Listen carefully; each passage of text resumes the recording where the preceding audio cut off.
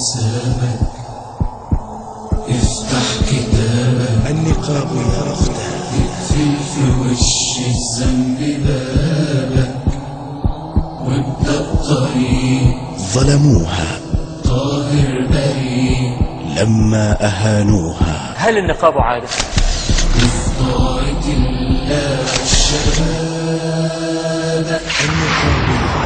إن الذين يحبون أن تشيع الفاحشة في الذين آمنوا لهم عذاب أليم في الدنيا والآخرة، والله يعلم وأنتم لا تعلمون. من لنا البشرى. النقاب يا أختاه، لا يستطيع أي إنسان أن يثبت في كلام من كلام العلماء أن النقاب عادة. النقاب يا أختاه.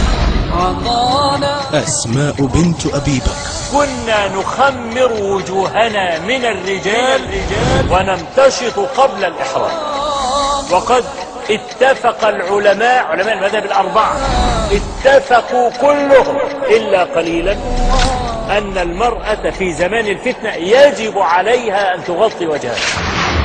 بجمالها اثبت.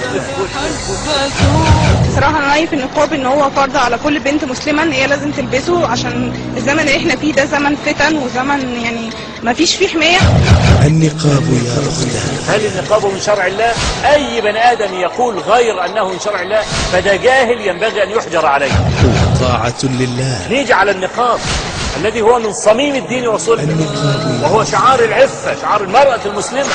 أرادت امرأة أن تتشبه محبة ببعض زوجات النبي صلى الله عليه وسلم، تلام على ذلك. يديك عسى. يعني الواحد بيقول اللي لابسة قصير لابسة قصير ليه؟ مع إنها برضو ما تزعليش مني، يعني لنا رب في الآخر. اثبت. لنا رب في الآخر. تلام على ذلك. النقاب يا أختاه. أولياء الأمور اللي هم بيضغطوا على البنات، أقول لهم اتق الله. اتقوا الله سبحانه وتعالى. البنت دي هتتعلق في رقبتك يوم القيامة. ده البنت دي عندما تعتصم بنقابها تنجيك من النار، والذي كان سببا في استقامتها ليس أنت، إنما أي حد من الشيوخ تبرع ورباها بدلا منك.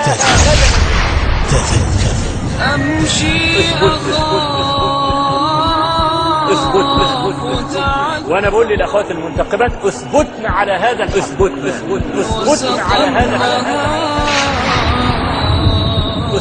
على هذا.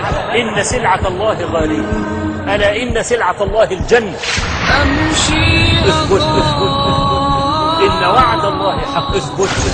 ولا يستخفنك الذين لا يوقنون. اثبت. فأنا عايز الأخوات المنتقبات ما يفرطوش في القضية الكبيرة دي عشان مجرد سكنة في مدينة جامعية. أنا بقول لكم اثبتنا إن كنا منتصرات. وتذكروا نحن إمكاناتنا ضعيفة مش زيكم. أنتم معاكم جرائد، معاكم مجلات، معاكم إعلام، ووراكم نقابات. فإحنا ملناش نقاب ولا لنا حد يدافع عننا، وعارفين إن دمنا رخيص، لكننا بالله استعنا وهو الركن الشديد.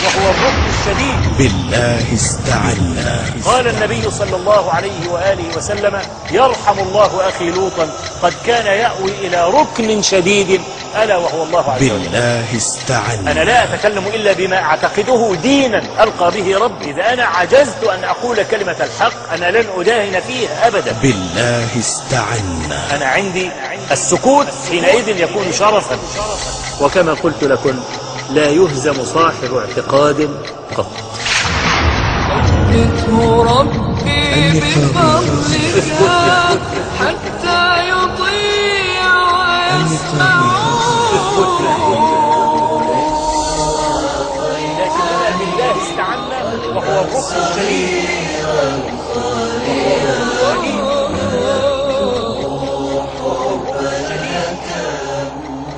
حبا نقيا